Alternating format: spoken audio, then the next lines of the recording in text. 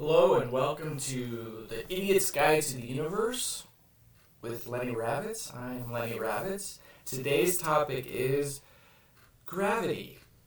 Now, really quickly, gravity. Sir Isaac Newton's gravity, minus 9.8 meters per second squared gravity.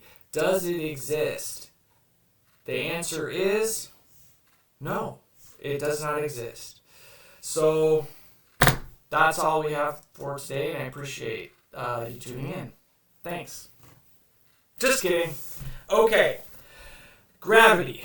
This may be a difficult one for some of you, but if you go through it in your head, if you go through it using logic, if you go through it using, science, and specifically the scientific method, which is to have a theory, to come up with a testable hypothesis, to test that hypothesis using variables and controls, and to make sure that no confounding variables exist, to then have a method or methodology and come up with a conclusion that proves your hypothesis and thus your theory. That's the scientific method, and that is the science that we're talking about, okay? Science is not a verb, okay? It's a noun. The scientific method is what we're talking about. Now, when Einstein came up with the theory of relativity, he used thought experiments, and those thought experiments in some ways comported to the scientific method.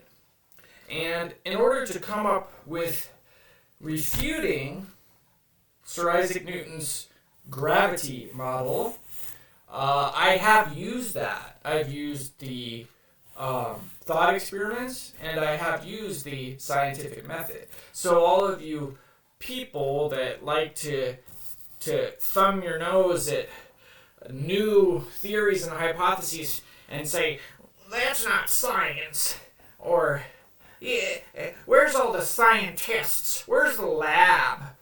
Where's the chemical reactions and the data?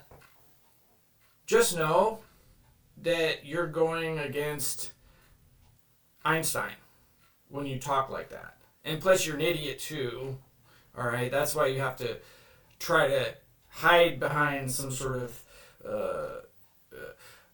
pejorative, anti-new theory, pro-science rhetoric. At any rate, all that aside, do you want to know why gravity is not a real thing? And I'm not just talking about rhetoric. I'm not talking about,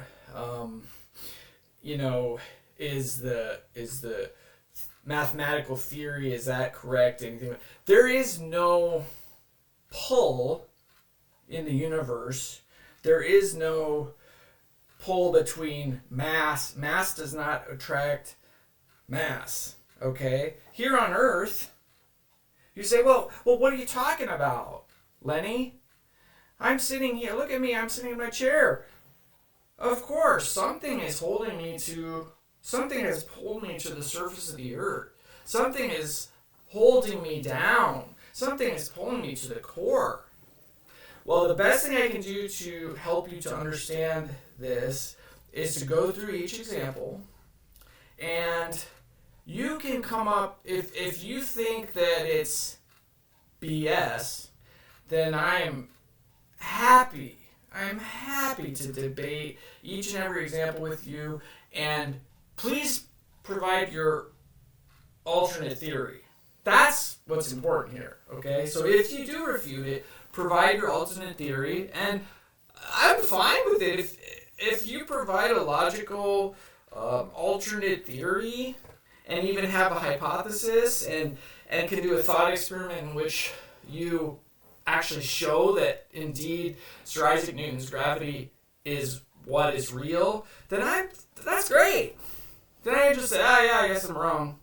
You see, I'm not attached to this in any way. I'm just simply telling you the truth of the matter. So, Once again, the best thing we can do is just go through the list. Let's first talk about water. Now, when I was young, I started having an issue with the way things behave in water. But, again, I was told to just adhere to the Newtonian gravity model. But in water, strangely, things aren't affected by gravity. Okay? A boat. A boat does not sink. It's buoyant as long as it's not, taking on water. It's buoyant. The buoyancy pushes up against the hull of the boat. That keeps it afloat. Now, we know that if things are denser in water, they sink. And that's what's key. Okay, so if a boat takes on water, or if a boat does not have the right shape, it indeed will sink in water. Or anything for that matter. You probably sink in water unless you're 50% or more fat. If you're in the Dead Sea or something like that, you'll sink in water, because generally, while you're largely comprised of water, you're other things, minerals and things like that, bones that are denser than water. That's what's key.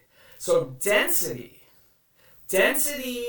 in water's case, this is the key point. Density in water's case is what causes objects to sink.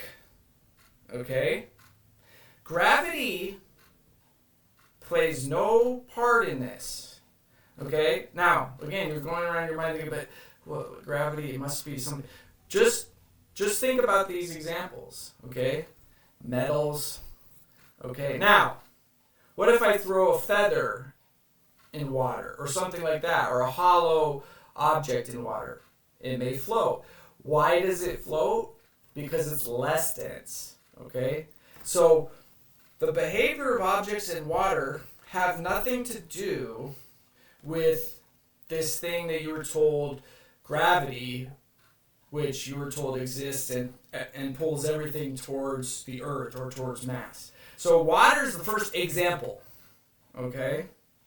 And go ahead, if you can think of a counter argument to why gravity plays a part to things floating or sinking in water, then I'm all ears. But in water, density is what causes objects to go down or to go up. Okay, that brings us to the next point. Minus 9.8 meters per second squared. That's about the rate at which something accelerates towards Earth around or on the center, on the surface of the Earth. Minus 9.8 meters per second squared, or minus 32 feet per second. Okay, so if you jump off a building, don't jump off a building, please. If you jump off a building